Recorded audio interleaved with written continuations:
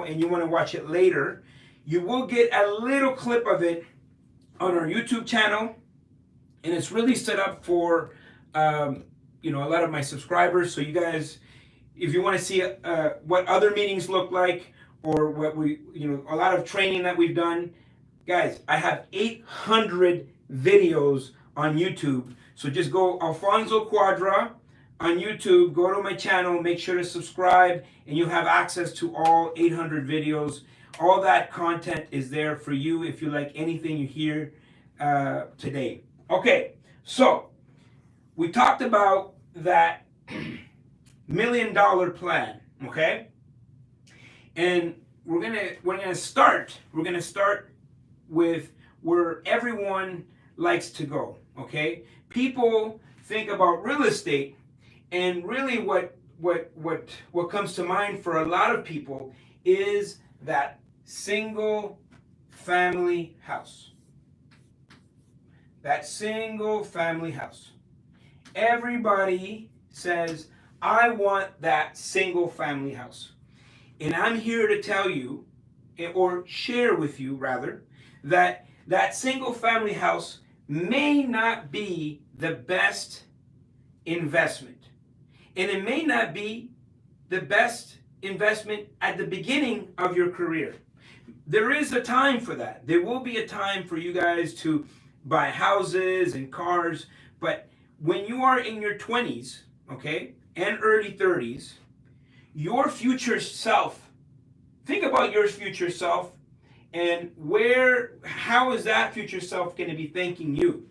The reason that I live the life that I live today is because of the decisions I made when I was in my early 20s, or of course all throughout my life, but specifically in my early 20s, because I am reaping the rewards of that. And so it's all about delayed gratification.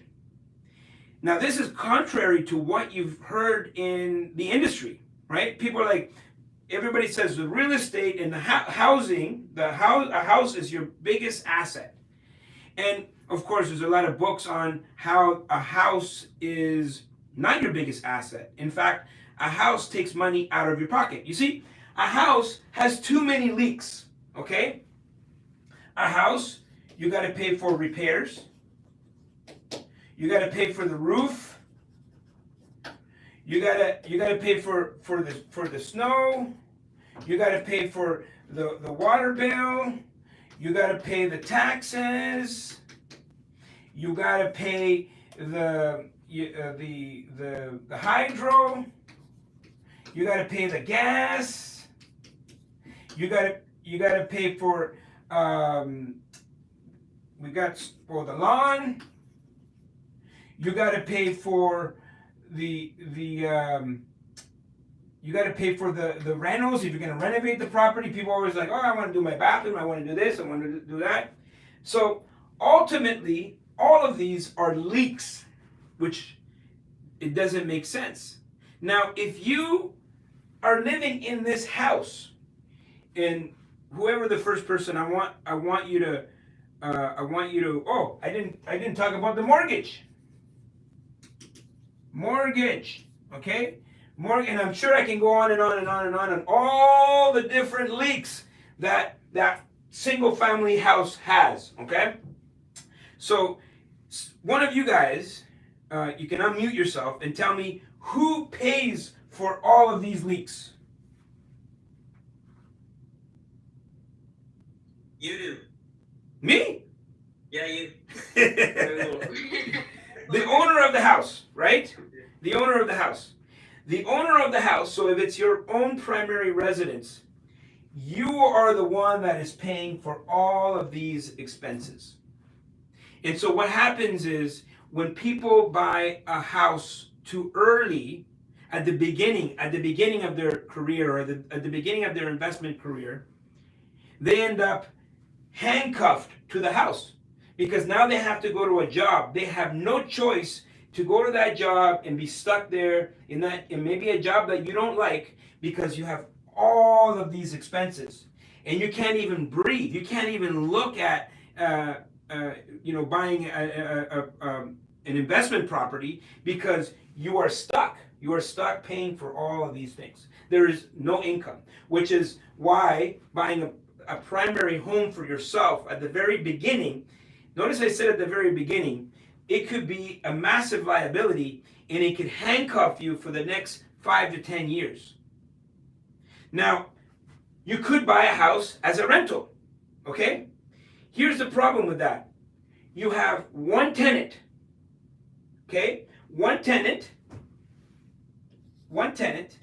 Let's say that tenant is giving you $2,000 a month, okay, in rent. Okay, let's make it $3,000 a month for this house, okay? What do you think the cash flow at the end of the month is going to be if with those $3,000 you have to now go and pay all of these expenses? Wouldn't they pay their own like utilities though, and then they would mow their own lawn and shovel their own snow as well? Sure, good point. But do you have to pay the mortgage? Mm-hmm. Do you have to pay renovation and upkeep and property management?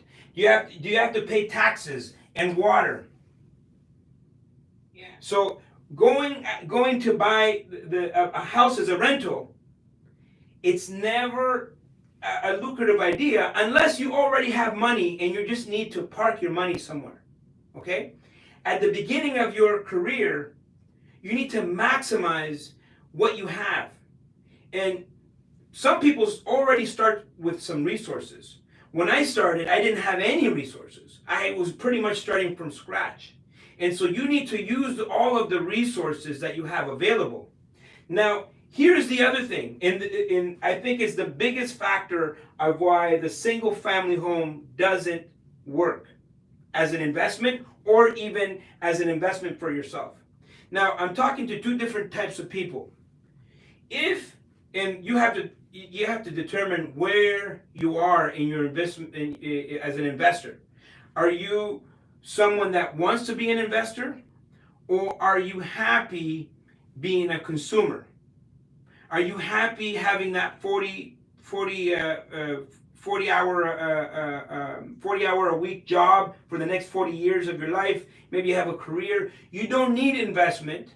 So for those people, I would say buying their own personal house is actually a benefit because it forces them to save.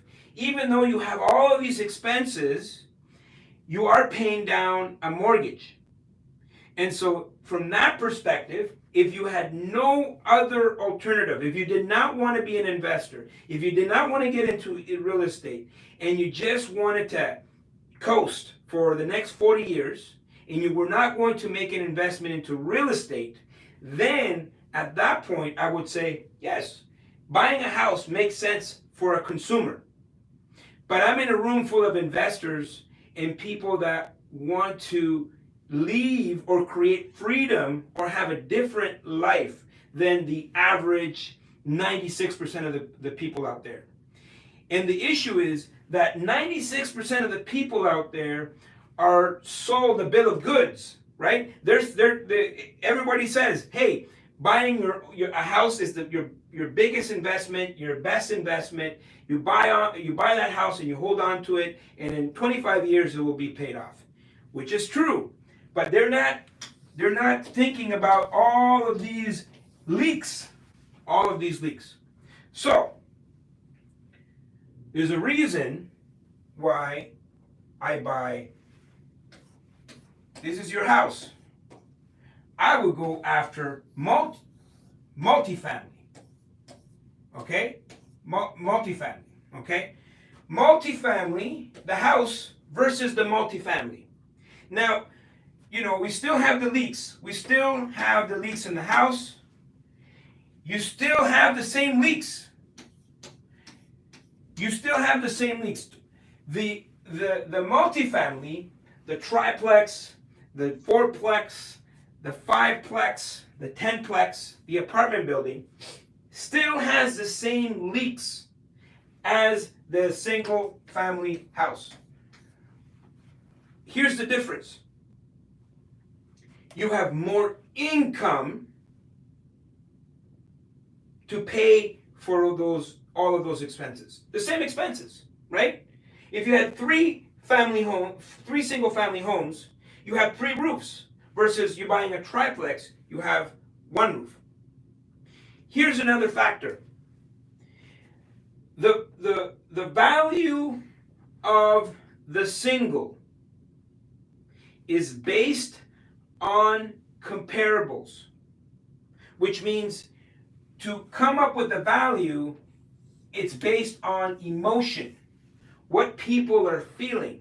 So if people are excited at that time, if they're excited, let's say it's a time where everybody wants to buy real estate. It's a seller's market, for example. People become emotionally attached. And the way that they determine the value of that property is based on what other people are buying the property for in that particular street, neighborhood, whatever it is.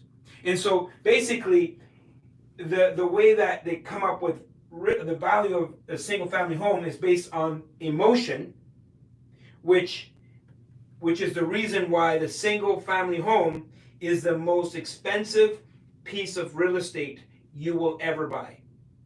Now, over here with the multis, it's all based on the numbers. So one side based on emotions, how beautiful, how the grass is cut. The couples go to the house and they envision their whole family living there, and they walk around the house and they hold hands and they're like, honey, I think we're home. And that's how they will determine the value of that house and how much they're willing to pay for it, and also how much they can afford, versus the multifamily, where the value is determined based on the numbers. And it's basic business 101, economy of scale. The more units you have in a particular property, the lower the cost per unit. You guys know about Costco. You go to Costco, you buy in bulk.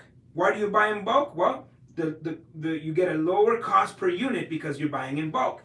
This is like shopping at Costco, right? You have more units in one area, on one piece of land, on one property. So you have more rents. You're collecting more rents, and now it becomes a business versus emotional. Now, if you're starting at a triplex, there is emotions involved because that's where the majority of the consumers are, the competition.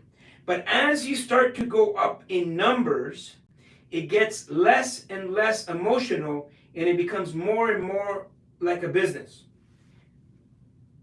Here's the other thing with multifamilies, okay? Multis. So, number one, easier to get funding,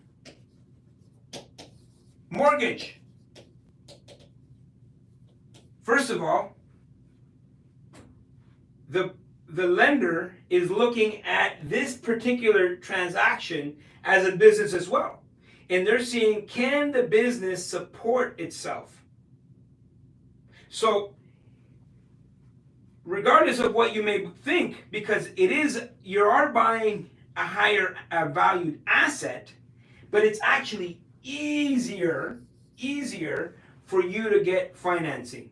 Well, how does that work? Well, when you're buying the single or even the duplex, the single and the duplex, the onesie and the twosie, the entire mortgage is based on your specific situation, your debt to income ratio, your income, your job stability, your credit history.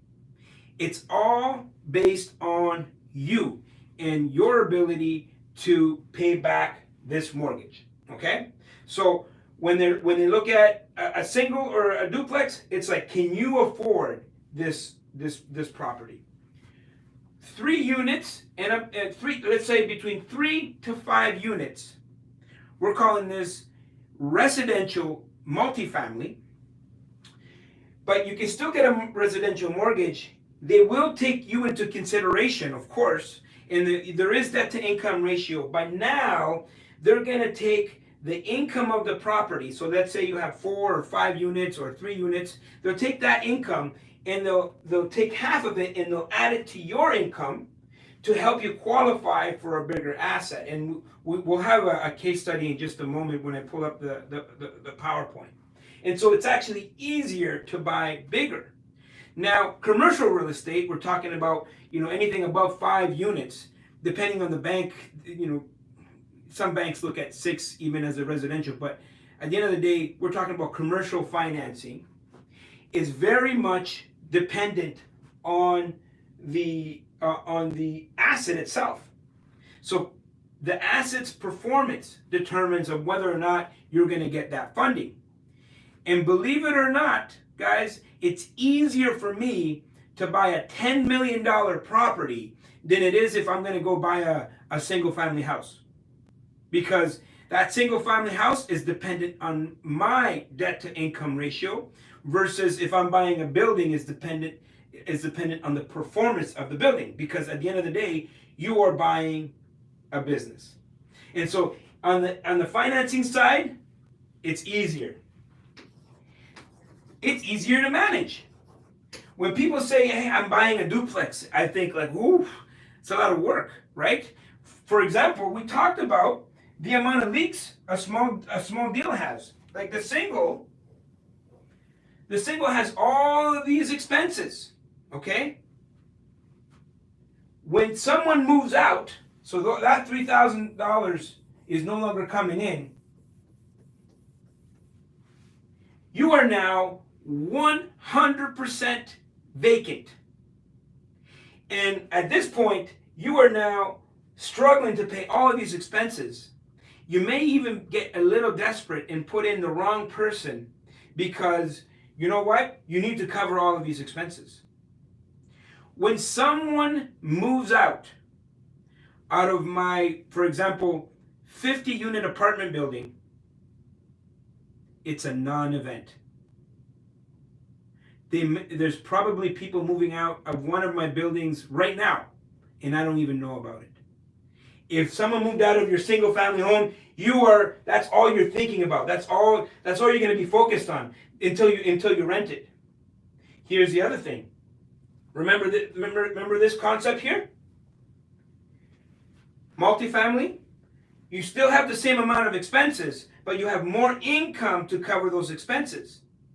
And because there's more income, now you can afford for other people to manage your property.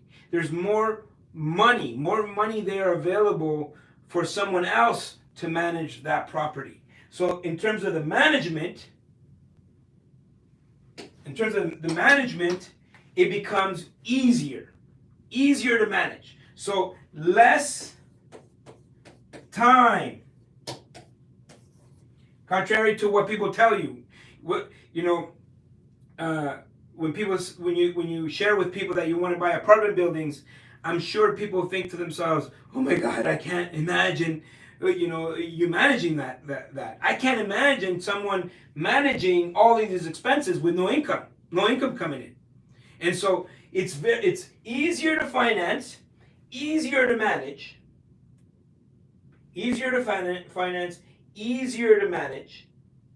and ultimately, it will give you freedom.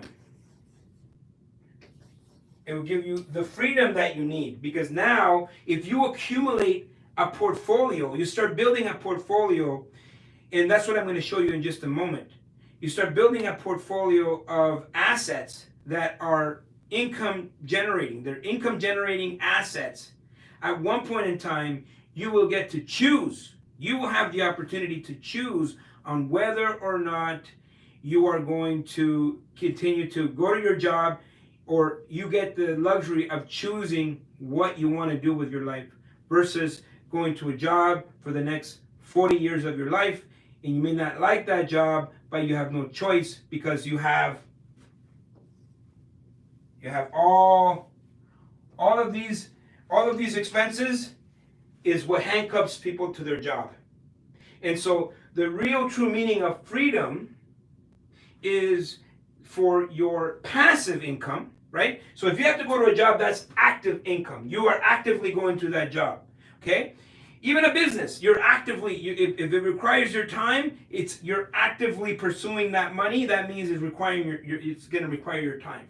And so the reason you have to do that and you're handcuffed to that is because you have all of these expenses. You are handcuffed to that. And so over here, the asset pays, right? The asset pays for all these expenses, and there's going to be some cash flow left over, and that cash flow along with the equity in time is what will give you the freedom. Also, over here, if you have your own single family home, you are working to pay off that mortgage. You are working to pay off that mortgage. Most people have a house, can't do anything, can't go on vacation. You know, they take one vacation a year, they go and you know, spend all this money, and then that's it. They're tapped out. They're tapped out on the amount of the vacations they can take because they are working to pay down that mortgage. Versus the multifamily, you have multiple people going out there to work for you. This is the true meaning of having the money work for you, because you do the job once, and it's going to pay you for life. It's going to pay you for life. And so at the very beginning, you may have to figure out how to get in the game. You may need to, you may need to do some joint venture partnerships. You may need to figure out, maybe you can tap into other people's resources. We talked about that many times here. But you have to figure out how to get in the game. And I'm going to pull up the strategy here. And I'm going to say bye to our